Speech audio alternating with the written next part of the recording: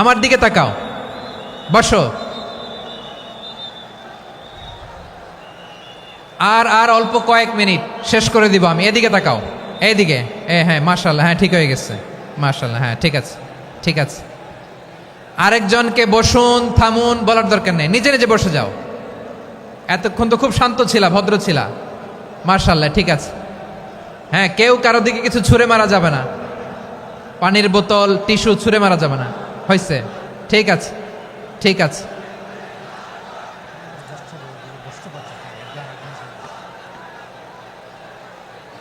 মাশাআল্লাহ, হ্যাঁ ঠিক আছে। আমি জানি এগুলো ভালোবাসা,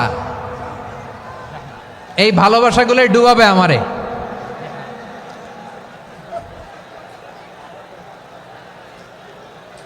তোমাদের এই ভালোবাসার জন্য যদি আমি কথাই বলতে না পারি,